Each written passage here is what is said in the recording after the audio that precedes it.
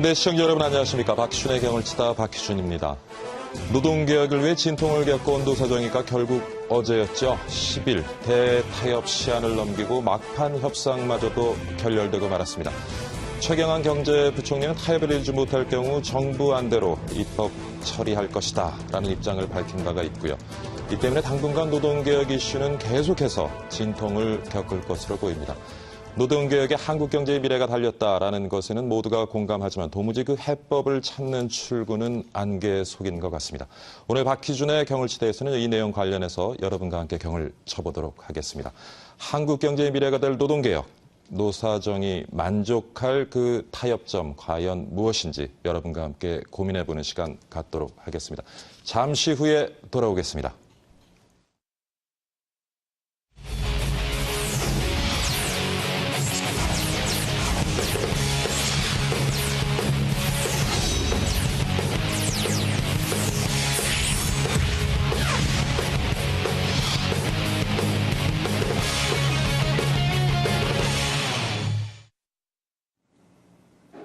노동시장 구조개혁을 위한 노사정 대표자단 회의가 막판 진통을 거듭하면서 당초 설정했던 데드라인을 넘기게 됐습니다. 지난 2014년 12월 노사정은 1998년 외환위기 이후 16년 만에 노동시장 구조개혁을 위한 기본 원칙에 합의했었죠.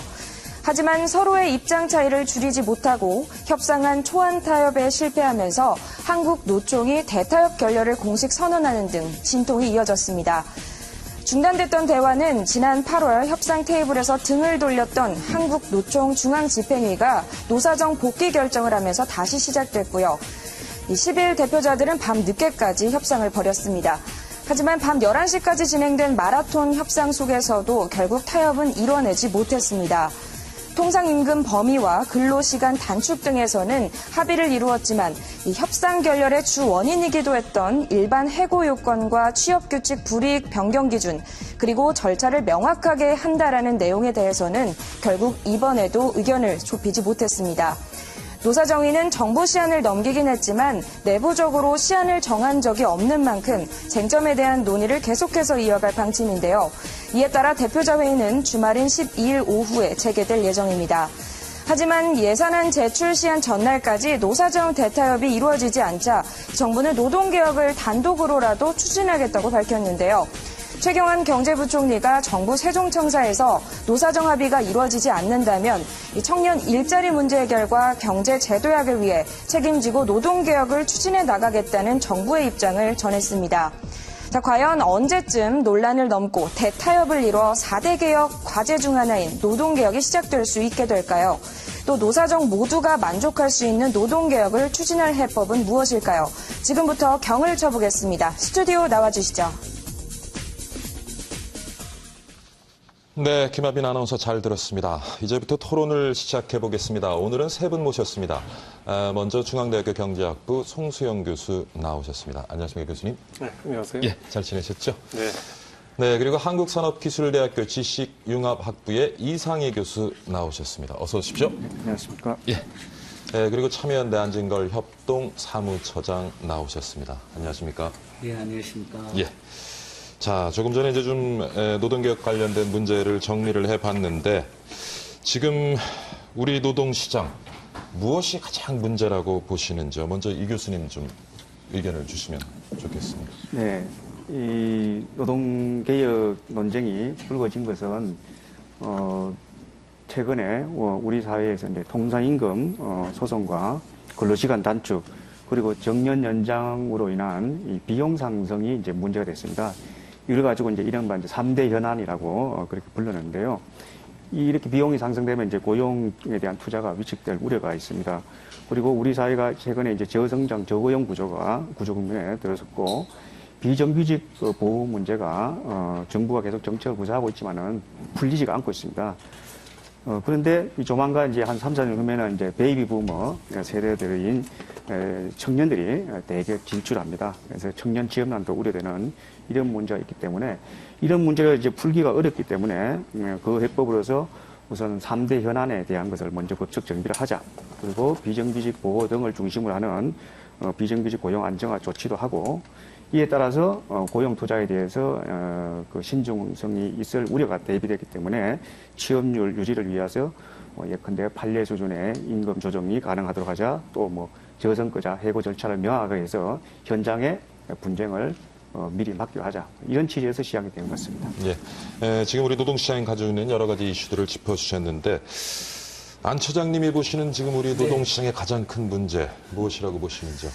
그러니까 이게 지금 이렇게 논란이 이제 많이 생기게 된 이유가 예. 사실은 각자 입장에서 보면 다 이게 문제점이 좀 달라져서 그런 것 같아요. 예. 근데 예를 들면 사용자들 입장에서 보면 해고를 좀 쉽게 하고 예. 임금 피크제 도입하면 유리하긴 하겠죠. 그리고 그런 부분이 뭐 경제에 조금이라도 도움이 되는 면이 있을 수도 있다고 생각합니다. 근데 노동자나 일반 국민들 입장에서 만약에 고용돼 있는 입장에서 사실 2천만 명 가까운 노동자나 근로자들 입장에서는 해고를 쉽게 한다. 이거 좀 걱정이 되잖아요. 그 다음에 비정규직 문제. 얼마 전에 뭐 드라마 미생 열풍도 있었는데 거기서 장그래 씨가 정규직을 시켜달라고 호소를 하잖아요. 근데 그걸 2년에서 4년으로 늘린다. 그거 좀 바로 잘리는 것보다 낫지만 해법이 올바른 것 같지는 않은데 이런 느낌이 있을 수 있거든요. 근데 이제 그렇다면 이런 부분에 대해서는 사실 사회적 합의가 굉장히 중요한 겁니다. 예. 결국 각각의 입장이 다르고 이해관계가 첨예하기 때문에. 근데 정부에서 노동개혁을 너무 서두른 감이 있다. 그리고 노동개혁에서 쟁점이 굉장히 많은데 마치 임금 피크제 하나 마치 경제가 망할 것처럼 이렇게 좀 너무 과장과 비약도 좀 심했다. 그러면서 논의가 저는 오히려 꼬였다고 생각을 해요. 그래서 노동개혁 해야죠. 해야 되는데 국민들하고 의견 굉장히 이렇게 토론을 많이 해보면 오히려 비정규직을 정규직으로 한다든지 정예고가 남용되는 문제는 또 어떻게 할 것이냐.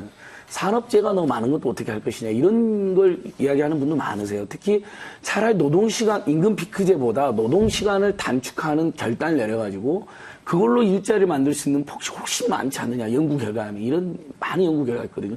그래서 오히려 그런 부분들까지 올려놓고 노동시간도 줄이고 임금도 줄이고요. 예. 뭐 예를 들면 그렇죠. 이게 노동시간은 줄이는데 임금은 그대로라 그러면 이제 기업 입장에서는 고용 여력이 안 되는 거니까 일정하게 임금이 일부 줄어들고 그 여력으로 이제 고용을 창출하는 뭐 이런 일종의 저는 사회적 대타협 같은 게 필요한 때인데 정부가 몇 가지만 넘으니까 해고를 좀 쉽게 한다, 비정기간 늘린다, 임금 피크제하자 몇 가지만 제시한 다음에 그거 아니면 다른 건 안 돼 이런 식으로 밀어붙이니까 조금 논의가 꼬이지 않았나. 그래서 예, 지금 지금부터라도 좀 사회적 합의를 예. 대토론 한번 해보자 이런 생각도 듭니다. 오늘 뭐 토론 좀 해보시죠. 뭐. 예. 예, 안 처장님께서는 이제 고용 안정성 문제를 얘기를 하셨는데, 근데 일부에서는 지금 뭐 앞서서 우리 이 교수님 말씀하신 것처럼 저성장의 여러 가지 원인이 있겠습니다만은 그 중에 가장 큰 원인 중에 하나가 우리 노동시장의 경직성이 아니냐 이 얘기를 하고 있습니다. 손 교수님 어떻게 보세요? 저는 좀 큰 픽처, 그러니까 거시경제적 관점하고 전 세계적인 관점에서부터 우리나라로 이렇게 좁혀오는 게 좋을 것 같은데요. 예. 그렇게 봤을 때는 전 세계적으로 인구 구조의 변화, 지금 우리는 사실 청년들이 베이비 부머 세대는 아닙니다. 지금 58년생, 57년생이었었던 분들이 베이비 부머고요. 점점 갈수록 이거는 항아리 끝이 좁아지듯이 점점 인구는 줄어듭니다. 지금 그것이 가장 우리 건설 경기라든지 이런 거에 큰 영향을 미치는 것이고요. 그래서 이거를 이제 소위 말해서 전 세계적인 경기 침체로 secular stagnation이라는 표현을 쓰듯이 그것이 원인이기 때문에 그거를 극복하기 위해서는 수요를 창출해야 되는데 수요를 창출하기 위해서는 소위 말해서 소비자들에게 돈을 줘야 된다는 겁니다. 이것이 한 가지 해결 방법이고 두 번째는 이제 그 BIS나 이쪽에서 얘기하는 것이 지금 부채들이 너무 많아서 중국같이요. 그래서 경제가 구조적으로 문제가 있기 때문에 자꾸 이것이 침체되는 것이다. 그렇다면 오히려 이자를 높여가지고 해야 된다. 이거를 해결해야 된다는 식으로 두 가지 이론이 충돌하고 있습니다. 근데 우리나라 같은 경우는 중국하고 다르게 우리 같은 경우는 이 아무래도 저성장 구조가 된 가장 큰 원인은 인구 자체가 줄어들고 있다는 거하고 그다음에 새로운 인구 경제 성장을 할 수 있는 동력을 찾기가 상당히 힘들다는 겁니다. 특히 왜냐하면은 자동화라든지 인포메이션 테크놀로지가 발전을 해도요. 그것이 직접적으로 노동 생산성이라든지 경제 발전으로 이어지지 않는 경우가 역사적으로도 있었고 1980년대에 그랬었고요. 즉 뭔가 우리는 주변에 컴퓨터가 많이 있는데 오직 통계 자료에서만 뭔가 없다. 하는 것이 이제 솔로우 패러독스라고 하는 것이 있었습니다. 지금도 그게 마찬가지 아니냐.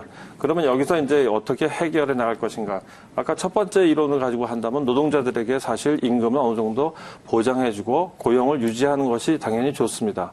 하지만 새로운 성장 동력을 찾아야 된다. 이렇게 할 경우에는 기업들이 그거를 찾을 수 있는 인센티브와 그다음에 그 여력이 있어야 되는데 현재로서 유보금액이라고 하나요? 유보금액 같은 것들이 많이 있어도 성장할 곳을 투자할 곳을 찾기가 힘들기 때문에 그렇습니다. 그래서 최근에 FTA 중국과 있었을 때 이 부분에 있어서 그거를 찾아야 되고 그다음에 우리가 찾아야 될 것은 결국은 북한하고의 관계 개선을 통해서 북한의 인프라스트럭처라든지 북한에 얼마나 많은 그 건설 여력이 있겠습니까? 그쪽에서는 자본이 없어서 투입 못합니다. 우리는 그걸 가지고 해결해 나가면은 소위 말해서 일거양득이고 토끼도 잡는.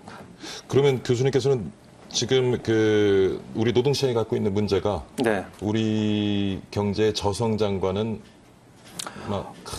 큰 관계도 없지만 물론 노동시장의 유연성이 소위 말해서 유연성을 높이자는 건 해고를 쉽게 하자는 뜻인데요. 예. 이것이 경제적으로는 그 잘못된 의미를 가질 수가 있습니다. 왜 그런가 하면은 새롭게 성장하고 이 사람들 해고되고 나서 새로운 거를 배워가지고 새로운 기술을 습득하는 시간이 오래 걸려버리게 되면 그만큼 국가적으로 경제적으로 비용이 많이 들어가게 됩니다. 그렇기 때문에 그 비용을 줄이기 위해서라면 오히려 노동자들을 교육시키는 과정이나 즉 스페인이나 이탈리아나 아니면 독일 같은 경우에서 잡센터라는 거를 만들어서 교육시키는 거를 하는 것이 중요하고요. 그다음에 청년들에 그러니까 대해서도 해고를 유연하게 하기 위해서는 해고당한 노동자들이 또 새로운 일자리를 찾을 수 있는 맞습니다. 충분한 환경이 만들어져야 맞습니다. 된다. 예. 그런 환경이 만들어지기 전에 그렇습니다. 해고 유연성을 높이면은 큰 혼란이 올 큰 것이다. 혼란이 오고 오히려 그거는 예. 경제 성장을 방해하게 됩니다. 예. 그러니까 기본적으로는 지금 어떤 우리 해고 유연성을 좀 높이자는 데는 좀 반대하는 의견이시네요. 지금 당장 하는 거는 좀 시기상조라고 생각됩니다. 이 교수님은 어떤 생각 가지고 계세요? 근데 이게 사실은 그 노동개혁 과정에서 논란이 되고 있는 건데요. 지금 노사정위원회에서 논의되거나 정부에서 얘기하는 해고 기준을 새로 마련한다는 것은 이게 해고 기준을 지금보다 더 유연하게 만드는 것을 목표로 하고 있는 건 아닌 것 같습니다. 왜냐하면은 정부에서 계속 밝히고 있는 게 뭔가 하면은 지금 현재 판례 수준에서 저성과에 대한 이제 해고 기준이 나름대로 있거든요. 그거를 좀 명확하게 기준을 절차를 만들어서 산업 현장에서 해고와 관련된 불필요한 분쟁 같은 것을 막고 그런 안정된 속에서 이제 경제 활력을 찾자 이런 취지로 읽혀드리고 있는데요. 예. 경제계에서는 아무래도 이제 해고 유연성 제고를 더 많이 요구를 하는 거죠. 예. 요구를 하는데. 근데 해고 유연성 예. 제고하는 것이 교수님 보시기에 네. 지금 경기가 어려운데 기업 입장에서는 뭐 타당한 주장이라고 보시는지요? 해고의 유연성은 저희 우리나라 산업 구조에 봐서는 대기업과 중소기업에 조금 다른 문제가 있습니다. 대기업 같은 경우에는 사실은 고용 보장의 그 수준이 중소기업에 비해서 굉장히 높습니다. 그래서 해고 유연성 같은 것은 제 판단에는 대기업과 공기업 부분에는 적절한 유연성 제고 조치가 필요할 수도 있겠지만은 예. 중소기업의 이제 해고 유연화 조치가 이제 마구 들어가게 되면은 중소기업 같은 경우는 지금도 해고 보호가 충분치 못하거든요. 예. 그래서 오히려 고용 시장이 더 어려워질 수 있으니까 이건 정책을 구상할 때 유연성 제고 부분이 어디냐 좀 타깃을 명확하게 하는 게 좋을 것 같습니다. 그러니까 일정인 기준 적용하는 것보다는 기업의 규모나 어떤 업종별로 좀 적합한 저는 말씀하시죠. 오늘 뭐 두 분 교수님께서 굉장히 좋은 말씀 해주신 것 같은데 사실 이 논의가 시작된 배경은 이 장기 경제 침체를 어떻게 타개할 것이냐 이런 문제의식이잖아요. 저성장, 심지어는 물가까지도 안 올라서 기업의 활력도 이제 줄어들고 뭐 이런 건데 제일 중요한 게 결국 국민들이 그러면 이런 기업이 잘 되려면 국민들이 물건을 막 사줘야 되는데 서비스도 이용해야 되는데 지금 국민들이 극심한 경기 침체 때문에 그러니까 소비를 안 하는 상황이거든요. 근데 소비를 안 하는 이유는 우리 송 교수님 말씀처럼 지금 소득이 없어서 그래요. 임금이 없어요. 줄어들어가지고 사람들 입장에서는 써야 될 돈은 많은데 벌어두는 돈 별로 없으니까. 다음에 이걸 타개하려면 기업이 투자로 활성화하거나 아니면 내수를 굉장히 두텁게 해야 되는데 지금 30대 재벌 대기업의 사내 유보금이 710조로 잡힙니다. 10대 재벌로 좁히면 600조나 되고, 그러니까 돈은 있는데 투자를 안 하는 거거든요. 그러니까 고의적으로 안 한다기보다는 투자처를 못 찾고 있는 그렇죠. 그런 상황입니다. 그러니까 상황이 불안전하니까. 뭐 경제학자들 사이에서 논란이 있으신 걸로 아는데 이거 투자를 활성화해서 경기를 활성화하는 건 좀 지금으로서는 어렵지 않느냐. 오히려 지금 재벌 대기업들도 투자를 못 하고 있으니까 문제가 그러면 내수를 창출하는 건데 이제 뭐 남북관계 개선도 좋은 아이디어이신데 결국은 임금 노동자들은 근로자들은 임금이 또는 직장이 안정돼야 그다음에 자영업자들은 예를 들면 재벌 대기업 관계에서 뭐 상당한 자신들의 소득이 가처분 소득이 늘어나야지 내수가 창출되고 그래야 경기가 활성화될 거라는 이렇게 지적하신 분이 많거든요. 미국에서도 그 이야기하신 분들이 많았고 근데 그걸 논의하는 게 아니라 갑자기 해고를 쉽게 하고 비정규직 기간 2년에서 4년 늘린다.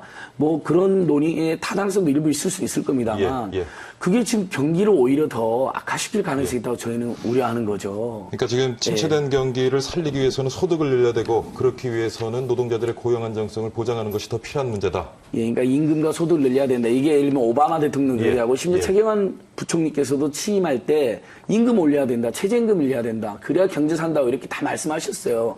근데 지금 노동계획 이야기에서 보면 임금 인상 뭐 이런 이야기 안 나오잖아요. 비정규직 정규전환 이야기 안 나오고 임금 피크제 그다음에 해고 요건 완화, 그다음에 취업규칙 분리가를 변경하는 걸 쉽게 하겠다. 딱 이 세 가지로 지금 쟁점이 되어 있는데 그러니까 당연히 양대 노총은 못 받아들이면서 논의가 꼬여버린 거예요. 지금 근데 우리 노동계의 임금 수준은 어떻게 보십니까?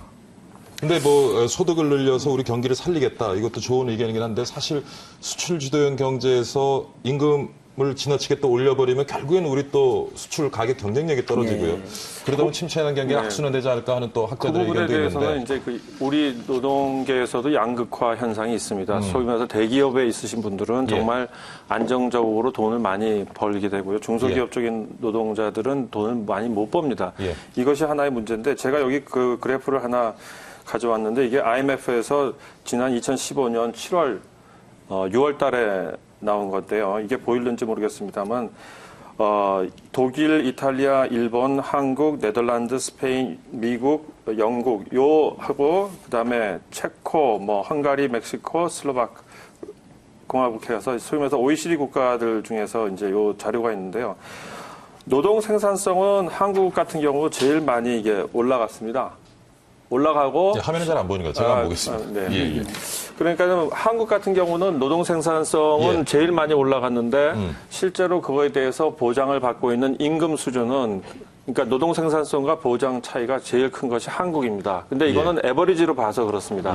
그렇다면 아까 말씀드린 양극화, 그럼 대기업에 있는 분들은 노동 생산성에 비해서 그 전에요. 지금 이 부분을 조금 저는 지금 이제 우리가 생산성이 향상시킨 거에 비해서 임금 보장 수준은 좀 떨어진다. 그래서 확실히 떨어집니다. 근데 요게 이제 그 국가별로 지금 독일도 있고 일본도 있고 이태리도 있고요.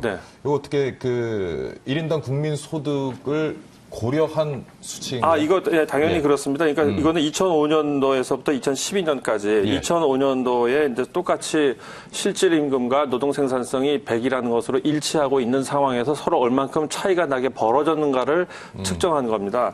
그랬을 때 한국이 제일 많이 그것이 벌어졌고요. 미국이나 네덜란드 같은 경우가 가장 적게 벌어지고 이제 영국이나 그렇습니다. 즉 이 소리는 여기서 우리가 이제 어떤 결론을 내릴 수 있는가 하면 대기업에 계시는 노동자분들께서는 상당히 사실 노동 생산성에 비해서 많이 받습니다.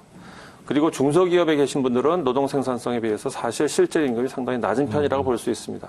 그러면은 대기업 같은 경우는 왜 그런 현상이 생긴가 하면 대기업 같은 경우는 소비자들이 사실 국내에 계신 분들보다는 외국에 계신 분들이 많습니다. 수출을 많이 하기 때문에 그렇죠. 중소기업 같은 경우는 그것이 섞여 있겠죠. 그렇기 때문에 그런 데에서 지금 우리가 요 자료는 평균값만 보여준 것이기 때문에 실제로 노동계 안에서도 분명히 여기에서 더 많이 받는 축과 상대적으로 박탈감을 많이 느끼는 쪽이 분명히 있을 겁니다. 그래서 이 부분을 노동계 안에서는 조정하시는 게 좋을 것 같고요.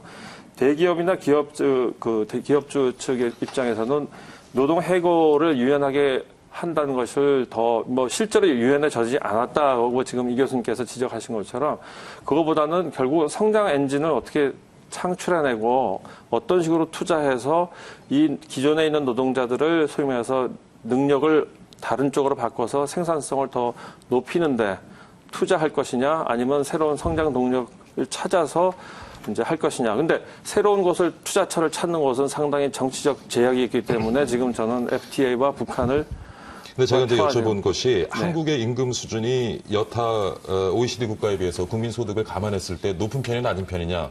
근데 지금 말씀하신 거는 우리가 생산성이 늘어나는 것에 비해서는 임금 보장이 그만큼 되지 않고 있다고 그렇습니다. 말씀을 하시는데 예. 그러다 보니까 이제 사실 들여다보면 대기업, 중소기업에 또 차이가 있을 수 있고. 그렇습니다. 예. 근데 제가 모르겠습니다. 저 노동 전문가는 아니지만은 우리 노동계의 의견을 이렇게 들여다보면은 너무 대기업 노동자들의 의견을 대변하는 쪽으로 좀 변질되어 가지 않냐. 우리 노동 운동이 그렇습니다. 진짜 소외받는 좀 우리 그런 중소기업 면이, 노동자들이 아닌 그 부분은 저도 뭐 그 부분이 좀 우리 안타까운 박희진 것 같아요. 교수님의 예. 쓴소리에 동의하고요. 예. 예를 들면 현대 그렇죠. 지금 금호 그렇죠. 그러니까 우리 민주노총 주력 사업장을 보면 대기업 사업장이 많습니다. 예. 예전에 이제 87년 6월 대항전 이후에 이제 노동자 대투쟁이 있었을 때 뭐 노동자 만들어주는 그때는 굉장히 혁신적이었죠. 예. 근데 이제 어느 점에서 우리 이제 송 교수님 굉장히 좋은 말씀인데 노동계 내에서도 양극화가 심해졌어요. 예. 그러면 그분들이 예를 들면 대기업 노동조합이 예를 들면 비정규직들을 정규직으로 만든다든지 예. 아니면 중소기업 사실은 대기업들에 보면 수백 수천 개의 협력업체들이 붙어 있잖아요. 예. 현대자동차도 그렇거든요. 그러면 우리는 요 정도 받네. 우리랑 협력업체 중소기업 노동자는 얼마 받는지도 체크해서 동반적으로 이렇게 임금이 상승하는 어떤 구조를 만들었어야 되는데 그걸 못한 거거든요. 그래서 지금 사실 한국의 저는 경제 동력이 굉장히 떨어진 이유 중에 대기업과 중소기업 간의 격차가 너무 심해진 게 큰 원인인데 교수님 말씀처럼 노동계도 일정한 책임이 있다라고 저도 공감을 해요. 예. 근데 그렇다면 이제 정부에서 접근할 때 두 가지를 같이 해야겠어요. 대기업 노동자들도 일부 양보할 면이 있지 않느냐라는 이야기도 저는 할 수 있다고 보는데 대기업과 중소기업의 격차가 너무 벌어져 있는 부분을 어떻게 완화할 것이냐. 일종의 경제민주화일 수도 있고 정운찬 전 국무총리에 의한 동반성장일 수도 있고 예. 이런 해법까지 같이 이야기하면서 이야기를 해야지 이게 맞아떨어지는 건데 갑자기 그런 이야기는 안 하다 대기업 노동이 갑자기 일방적으로 양보해라는 식으로 이야기하니까 그분들 입장에는 또 반발할 수밖에 없는. 그러니까 근데 보면은 예. 요즘 그 대기업들을 보니까요, 그 대기업 협력업체를 대기업에서 투자를 해갖고 협력업체를 만든 다음에 그러니까 대기업에서 할 일인데 지금 새로운 인력을 고용하기는 굉장히 좀 부담이 많지 않습니까? 그러니까 어떻게 협력업체라고 만들어 놓고 사실은 이제 인력만 그쪽에서 충원을 하고 이런 아주 비정상적인 구조로 흘러가더라고요. 물론 이제 일부 대기업의 꼼수일 수 있는데 반대 입장에서 뒤집어 보면 얼마나 힘들면 사실 근데 그런 또 꼼수를 부리겠는가 또 이해가 가는 측면도 있고요. 지금 뭐 현대 자동차 같은 경우 좀 모르겠습니다. 우리 국민들도 저거는 아니다. 좀 도가 지나치지 않느냐 그런 생각을 할 수 있을 것 같아요. 어떻게 보시는지요?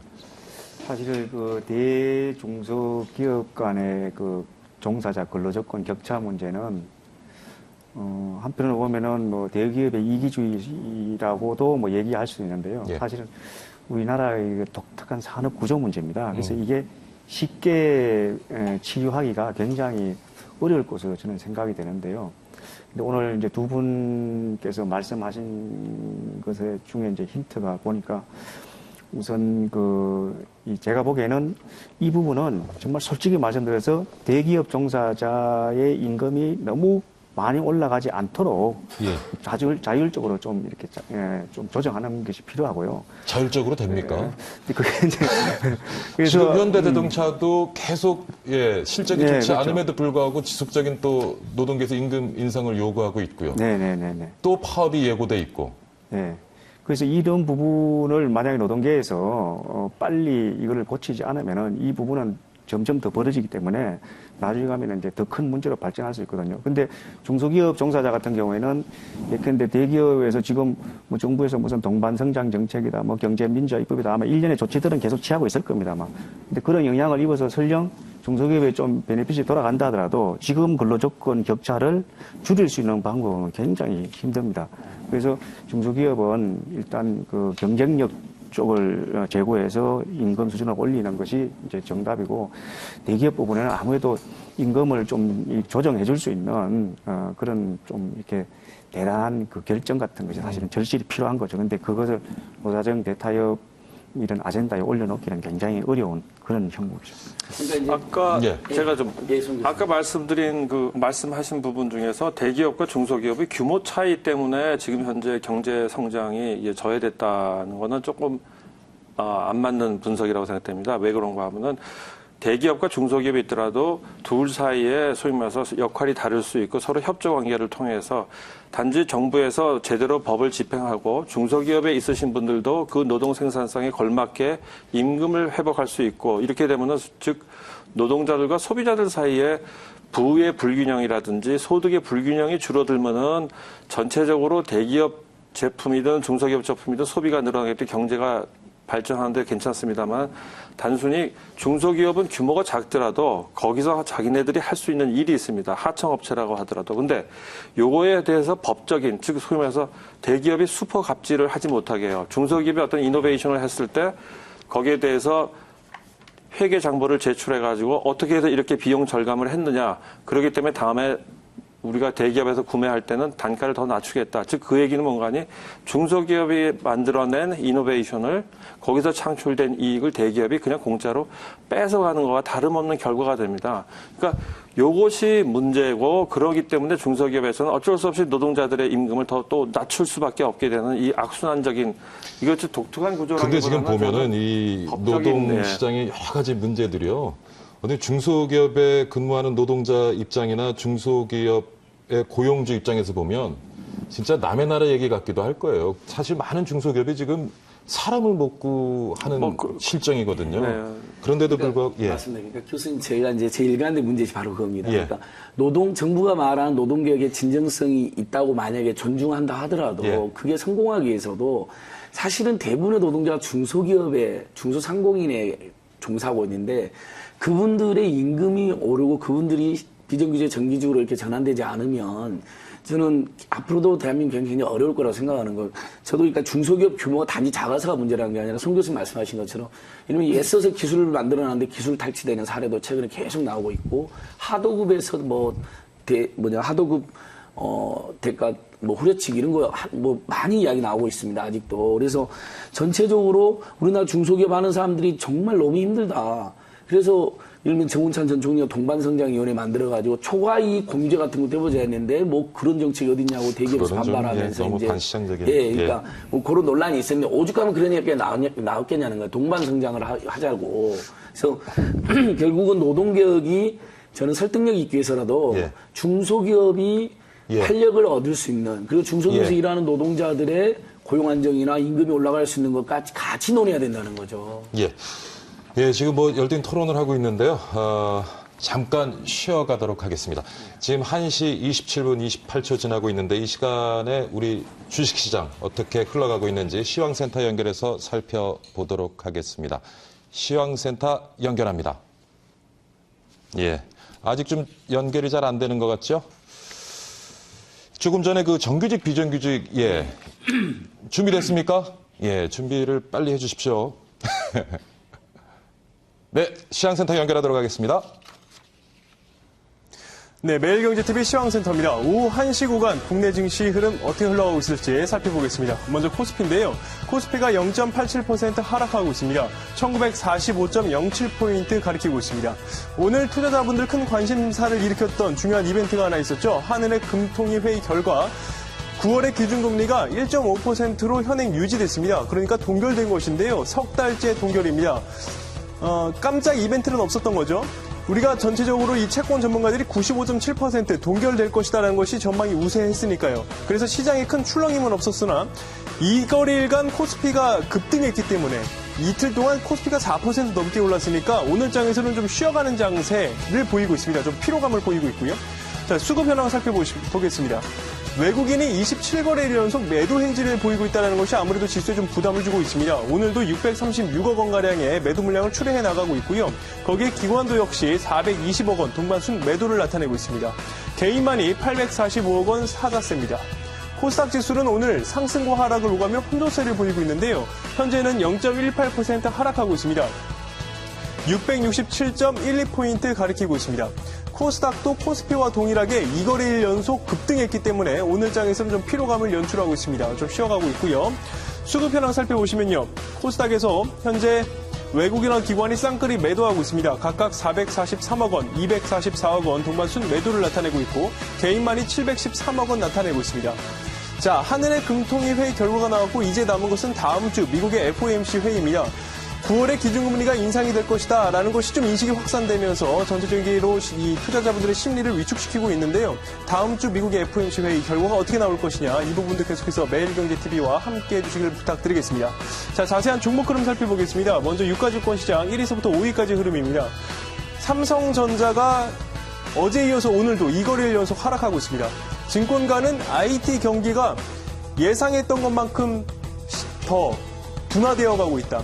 현재의 흐름이 심상치가 않다라는 리포트를 내놨는데요. 그로 인해서 이 IT 업종의 투자 심리가 전체적으로 얼어붙고 있습니다. 삼성전자가 0.97% 하락하면서 112만 3천 원을 가리키고 있습니다. 더불어서 SK하이닉스도 역시 IT 업종 중에 하나죠. 1.67% 하락하면서 35,350원을 가리키고 있고요. 자, 유일하게 빨간불 켜고 있는 것이 현대차입니다. 0.96% 상승하고 있습니다. 오늘은 비록 원달러 환율이 쉬어가고는 있습니다만 원달러 환율이 계속해서 최근에 상승을 했습니다. 달러와 강세를 보이고 있고 원화가 약세 현상. 이 원화 약세 현상의 가장 큰 수혜주로서 현대차가 손꼽히고 있기 때문에 환율 수혜 그리고 정부 정책 수혜 이 두 가지에 힘입어서 현대차가 앞으로의 주가 흐름 좋을 것이다라는 의견이 있는데요. 오늘 0.96% 상승하고 있습니다. 자, 코스닥으로 가보겠습니다. 코스닥에서 대장주 싸움이 치열하죠? 셀트리온과 다음카카오가 최근 들어서 하루 걸러 계속 1위 자리를 맞바꾸는 현상을 보이고 있는데요. 오늘장에서는 셀트리온이 앞서고 있습니다. 3.46% 상승하고 있고 다음카카오는 0.24% 하락하고 있습니다. 자, 동서가 3거래일 연속 급등하고 있습니다. 오늘도 3.27% 상승하고 있는데요. 원두값 하락으로 인해서 하반기 원가 절감 효과가 나타날 것이다 라는 의견이 있습니다. 이로 인해서 투자 심리가 현재 회복되고 있고요. 동서가 3.27% 오른 41,050원 가리키고 있습니다. 자, 이렇게 해서 오후 1시 구간 증시 흐름 살펴봤습니다. 시황센터였습니다. 네, 계속 토론 이어가도록 하겠습니다. 이 교수님. 네. 정규직, 비정규직 문제 한번 다뤄보겠습니다. 사실 요번에 이제 비정규직 4년 연장안 얘기가 나오고 있는데 좀 효과가 있을지 모르겠어요. 그 전에 이 예. 비정규직 4년 연장안의 그 실체를 실체. 좀 예. 보실 필요가 있는데요. 이게 굉장히 안타까워요. 이게 왜 노사정 대화 과정에서 이런 여러 가지 부분들이 다 있는데 이렇게 몇 개 미세한 부분에 대해서 이렇게 싸움이 저래 되는지. 왜냐하면 지금 비정규직 4년 연장안이라고 이렇게 말씀하시지만은 사실은 작년에 12월에 이게 이제 정부에서 발표한 비정규직 종합대책안입니다. 근데 여기에 보시면은 이게 4년 연장안이 사실은 핵심이 아니에요. 이게 안에 4년 연장도 여기 안에 보시면은 만 35세 이상을 대상으로 하고 그 다음에 만약에 그 사람을 4년으로 연장해서 썼을 경우에 정규직으로 전환을 하지 않고 해약을 했을 경우에 이직수당을 주도록 그 새로 제도를 신설하고 있습니다. 그리고 비정규직들이 주로 이제 이 근무 기간이 짧으니까 퇴직금을 1년이 안 되면 이제 현행법에서 퇴직금이 지급이 안 되잖아요.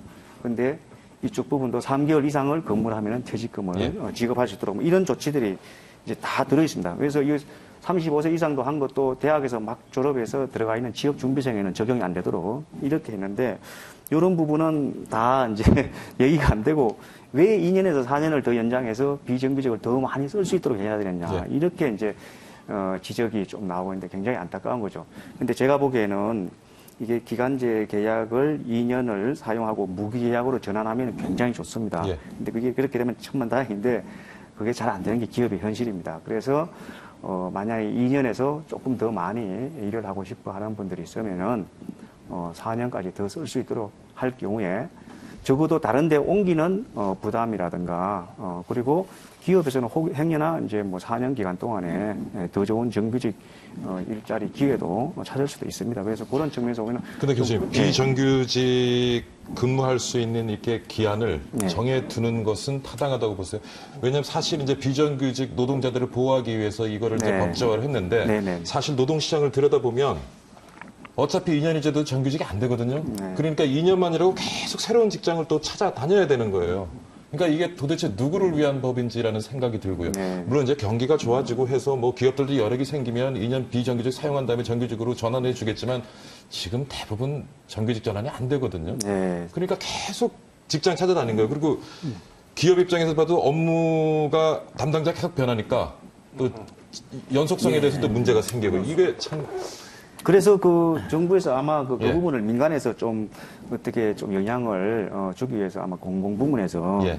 상시 지속적인 업무의 경우에는 이제 비정규직을 예. 무기계약으로 좀 전환하도록 하는 이런 지침도 만들고 그걸 실제로 운영을 하고 있습니다. 근데 이게 사실은 비정규직을 뭐 2년을 쓰도록 한다, 4년을 쓰도록 한다라는 것은 전 세계적인 고민인 것 같아요. 예, 이거를 그냥 기간을 제한하지 않고 쓰게 하면은 그것도 문제이고 그렇다고 해서 무조건 모든 근로자를 정규직화해서 고용을 안정적으로 하는 것도 그것도 문제이고 해서 좀 풀기 어려운 딜레마인 것 같습니다. 근데 이제 사실은 이제 우리가 직장을 구하는 입장이라도 생각해봐도 그게 예를 들면 단기 업무이거나 뭐 아니면 곧 없어질 뭐 프로젝트거나 그러면 당연히 파트타임 하고 또 유럽처럼 최저임금이 좀 세가지고 알아서 파트타임 하는 문화도 있습니다. 그러니까 기업이 두 가지를 선택하는 거예요. 정규직으로 뽑거나 예. 아니면 난 너 당신을 정규직으로 뽑기 싫은데 대신에 파트타임이니까 급여는 더 주겠다. 시간당 급여 같은 거. 이렇게 하면 그게 자연스럽게 정착이 되는데 우리는 둘 다 안 되면서 사람들 그럼 임금이 높지 않다면 정규직으로 되겠다고 열망하는데 그 상시 지속 업무인데도 불구하고 비정규직으로 뽑고 그 다음에 아까 박기준 교수님께서 말씀하신 것처럼 재벌 대기업이 고용에 앞장설 줄 알았는데 돈도 엄청 쌓아놨는데 오히려 외주라든지 간접 고용, 아까 이제 말씀하신 간접 고용이잖아요. 이른바 학술적으로. 그래서 자기들이 써야 될, 자기들이 가치를 핵심적으로 창출한 노동인데 간접 고용 형태로 고용에 대한 책임은 안 져가지고 교섭도 안 이루어지는 이런 상황들이 빈번하고 있거든요. 그래서 저도 노동이 일정하게 사용자 입장에서 일부 유연해야 된다는 걸 인정을 해요. 하지만 일단 우리 사회가 대타협적으로 상시 지속 업무는 원칙적으로 정규직으로 하되 예를 들면 상시 지속 업무가 아니고 일시적인 업무 또는 본인이 원하는 경우 여러 가지 예외를 둬서 그렇게 해서 비정규직도 일정하게 쓸 수 있는 이렇게 가야 된다. 근데 지금 2년에서 4년으로 하면요. 그 희망 고문이 4년으로 늘어나는 거예요. 그렇죠. 그 드라마 미생 아까도 제가 이야기했는데 다들 속으로 정규직 되길 바라는데 2년 지나면 가차없이 그냥 계약 연장을 안 해주거든요. 물론 이제 일부 공공 부분하고 또 뭐 대형마트 이런 데서 무기계약직으로 또 금융권에서 이렇게 전환해 주셔서 그건 그나마 다행이죠. 근데 그 케이스도 지금 더 이상 확산이 안 되고 있다는 거죠. 근데 그걸 2년에 4년 늘린다. 그러면 우리가 이게 경제 살리자고 이 돈이 한 건데 비정규직 더 늘어나고 그렇게 되면 경제가 안 살. 이 사람들이 그럼 소비를 안 해버려요. 송 교수님한테 한번 여쭤보고 싶어요. 소비를 안 해버린다고 사람들이. 왜냐하면 소득이 늘어날 전망이 없으니까 직장도 불안해. 그럼 소비를 안 해버리죠. 그럼 그렇죠. 기왕 정규직, 비정규직 나온 김에 이제 스페인하고 이탈리아, 그 다음에 독일에서의 그 개혁이라든지 그것이 어땠는지 그리고 그것이 어떤 긍정적인 면과 부정적인 면이 있었는지인데 기본적으로 스페인하고 이탈리아 같은 경우 뭐 잘 못했다기보다는 IMF나 이런 데서 잘했다고 칭찬을 하고 있습니다. 특히 이탈리아 같은 경우는 2014년 12월 달에 렌지 그 수상 밑에서 바꾼 거 하고요. 그 다음에 스페인 같은 경우는 2012년도에. 근데 여기는 우리랑 이제 좀 다른 것이 여기는 뭔가니 주 단위로 노동조합이 굉장히 세다 보니까 고용주들에게 스페인에서는 어떻게 하면 안에서 그 회사 안에서의 노동조합과 직접 바기닝을 해서 거기서 맺은 계약이 소위 말해서 주 단위라든지 그다음에 국가 단위로 있는 큰 노동조합에서 요구하는 것보다 앞서는 그 권한을 줬습니다. 즉 고용주 입장에서 굉장히 유연성이 좋아졌어요. 그러면서 뭘 제시했는가 하면 정부에서는 소위 말해서 장기적 계약이라든지 정규직을 했을 경우에는 거기에는 인센티브를 더 줍니다. 그 기업에게. 그 대신 뭔가 하니 그 기업이 정규직에 있는 분들을 임금을 깎거나 해고할 수 있는 유연성을 정부에서는 더 좋게 준 거죠. 이탈리아 같은 경우는 지금 현재 그러한 개혁이 이루어진 게 어느 시점? 2012년도에 스페인은 해가지고요. 예. 2013년, 14년 정도에 이제 진행되고 있고 현재 IMF에서는 그 보고서를 내고 그러니까 그런 거를 봤을 때는 사실 남부 유럽들이 굉장히 어려운 시간을 지금도 겪고 있는데 그렇죠. 예. 시험들도 굉장히 높아지고 네, 그래서 네. 그런 거를 타개하고 어떠한 경기를 살려보기 위해서 고용시장에 좀 더 유연성을 준 것 이거는 또 네, 그거는 네, 분명히 방향성은 긍정적인, 지금 맞지 않나 그러니까 생각이 들고요. 정규직을 채용하되 정규직을 해고했을 때 지불해야 되는 비용 자체를 줄여준 겁니다. 정부에서 고용주들에게. 그러다 보니까는 소위 말해서 해고를 좀 더 어떻게 보면 쉽게 할 수 있게 만들어준 셈이 됐고요. 예. 그 다음에는 또 새로운 신규로 정규직을 고용했을 경우에는 혜택을 주는 스타일이고 이탈리아 같은 경우도 여기 같은 경우도 제일 그 핵심 이 노동개혁의 Jobs Act라고 해가지고 이렇게 핵심이라는 것이 뭔가 하면은 처음에는 보호를 잘 못 받는데 점점 시간이 지나면서 정규직으로 바뀔 수 있게끔 그러면서 현재로서는 이것이 이탈리아에서는 상당히 처음에 이거에 대한 비판도 현재 있긴 합니다. 왜냐하면 특히 초기에 취업이 된 사람들은 이 보호를 받을 때까지는 금방 비정규직으로 잘 잘릴 수 있다는 위험성이 있다. 그러지만 현재로서는 좀 긍정적인 면이 나타나고 있고요.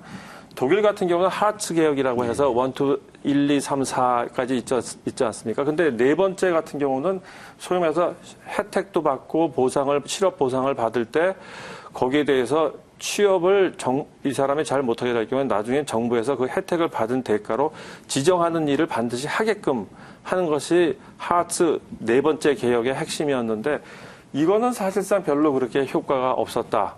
그리고 실제로 효과가 있었던 거는 1, 2, 3에서 잡센터라는 거를 정부에서 제시하면서 소위 말해서 재교육을 시키는 거를 아주 체계적으로 해서 결국 그 사람들이 직장을 찾아가고 아까 말씀하신 파트타임 잡도 찾아가고 하는데 큰 긍정적인 역할을 했다. 즉, 제 생각에 비정규직과 정규직을 개선하는 문제는 아까 이 교수님이 상세한 정부 안에도 긍정적인 면이 분명히 있다는 것처럼 이거에 대해서 좀 노동계에서도 특히 대기업에 계시는 노동계 분들은 좀 더 유연한 대처를 해주시는 게 좋지 않겠나 싶습니다. 저기 박근혜 대통령께서도 보니까 이제 독일 사례가 성공 사례라고 얘기하는데 저희가 이제 독일에 실제 계신 분들하고도 토론해 보면 뭐 미니잡, 미디잡 이렇게 만들고 그랬잖아요. 하르츠 계획에서. 그래서 고용의 질이나 안정이 떨어졌다라고 비판하는 분도 많아요. 독일 내에서. 그리고 이제 저는 네 번째 계획입니다. 하르츠 4.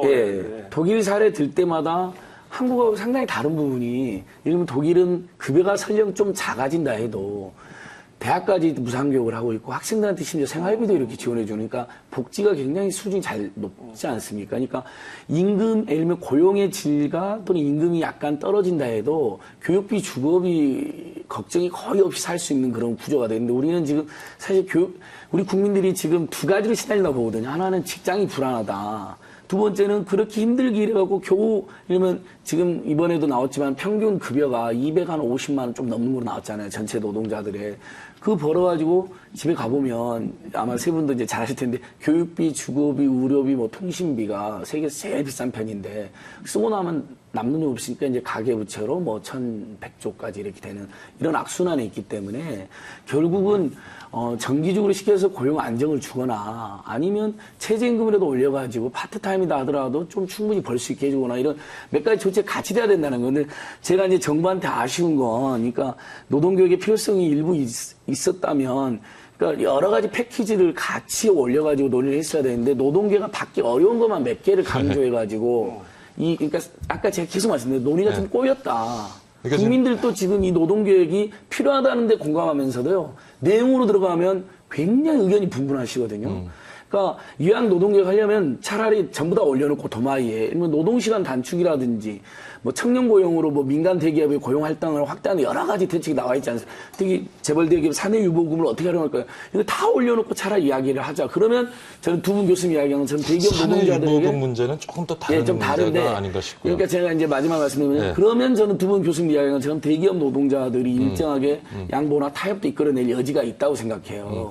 근데 지금 이제 송 교수님 말씀 들어보면은 어떻게 보면은 그 노동시장의 수요와 공급, 그러니까 서로 직장을 구하는 사람, 또 사람을 구하는 사람을 잘 매칭시켜주는 것, 그거를 위해서 사회가 어떤 그 재교육이라든가 이런 시스템을 잘 갖춰야 된다는 얘기인데, 근데 아까 말씀하신 것 중에 그 독일의 하르츠 개혁, 그건 사실 좀 힘들지 않나 싶어요. 왜냐하면 저는 이 노동시장의 수많은 문제들이 어떻게 보면 우리 교육 시스템에 문제가 있지 않나.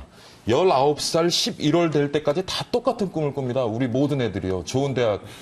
그리고 세상 어느 국가에 국민의 80%가 대학을 진학하는 국가가 있습니까? 그러니까 너무 우리 교육 시장의 인플레이션이 심해지다 보니까 그것이 노동시장의 수요 공급에 또 다른 문제를 만들어내지 않는가. 그거 아주 그죠? 잘 말씀하셨습니다. 독일은 사실 초등학교 졸업하고 나면 어느 정도 자기의 갈 길, 자기의 소질을 찾아서 그 길을 개발해 나가기 때문에 그러니까 우리랑은 굉장히 다른 교육 시스템을 가지고 있는 그게 원인이 상황이고 이제 여러 가지가 있을 수 있겠지만 우리 같은 경우는 그 OECD 자료에 보게 되면요. 대학 졸업자 임금이 고등학교만 졸업한 임금에 비해서 그 올라가는 정도가 굉장히 큽니다.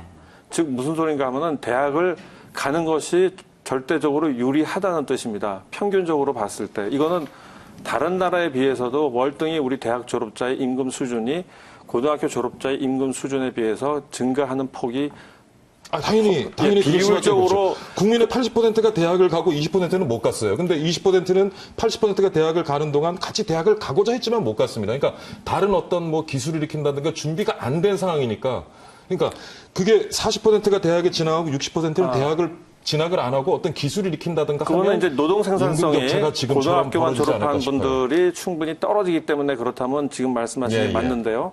사실상 그렇게 떨어지지 않습니다. 즉 우리나라 같은 경우는 대학을 졸업했다는 졸업장 자체만 가지고도 임금이 상승하는 증가율이 엄청나게 다른 나라에 비해서 유난히 크기 때문에 너도 나도 할 것 없이 대학을 갈 수밖에 없고 즉 그것이 우리 교육률이 높아서가 아니라 저는 실제로 그 데이터를 보니까 실제로 대학을 가는 졸업장을 받는 것이 고등학교 졸업장만 가지고 취업을 했을 때보다 초임이 받는 것이 훨씬 유리합니다. 즉 절대값에 있어서는 독일이나 이런 데서는 높지요. 하지만 상대적인 그 갭 자체가 크기가 다른 나라는 적고 심지어 우리보다 못 사는 인도 같은 경우도 적습니다. 지금 이제 교육 시스템 얘기가 나왔는데 그러다 보니까 요즘 또 청년 실업 생각 안 할 수 없고요. 임금 피크제가 이번 노사정위원회의 가장 큰 또 이슈 중에 하나인데 임금 피크제 어떻게 보세요? 임금 피크제가 등장한 게 이제 아까 말씀드린 그 3대 현안 과제 해결하면서부터 이제 불거졌는데요. 특히 이제 그 고령자 고용 촉진법의 정년을 이제 60세 연장하는 부분을 어떻게 해야 되느냐 이제 그게 문제가 된 겁니다. 근데 우리 아시다시피 우리나라 임금 체계가 이제 연공성이 강합니다. 연공성을 다른 나라하고 비교해 보면은 우리가 제일 높고요. 그리고 특히 우리하고 유사한 연공임금 체계를 가지고 있는 게 일본입니다. 근데 일본보다도 더 높습니다. 우리가 생산직 부분이. 이다 보니까 정년은 늘어서 지불해야 될 임금은 늘어나고 생산성은 또 그에 미치지 못하는 이런 문제가 생기고 그러다 보면 기업이 자연적 여기다가 이제 부담을 느껴서 신규 고용에 이제 아마 주저할 것이라 이런 우려가 있어서 뭔가가 임금을 조정하는 방안을 마련해야 하는데 그래서 정부가 들고 나온 것이 이제 임금 체계 개편인데요. 임금 체계 개편은 이게 이제 사실 중장기적으로 추진해야 될 가지고 이래서 아마 단기적으로 임금 피크제가 필요하지 않느냐 이런 측면에서 나왔습니다. 근데 여기 대해서 논란이 많습니다. 이게 하면은 이것도요. 저기 60세 정년하고 아까 말씀하셨지만 다 같이 놓고 얘기를 해야 되는데 우리 정부도 참 협상이 협자도 모르는 것 같아요. 이미 끝나버린 60세 정년 거죠. 다 결정해주고 그다음에 임금 피크제 들고 얘기를 하니까 이거를 협상이 되겠습니까? 그러니까 원래 임금 피크제라는 게 사실은 이제 특히 노인 세대의 노동 문제를 우리가 해결한다면 정년을 좀 연장해 줄 테니까 임금을 좀 깎는 건 어때? 이렇게 하면서 이루어진 거지.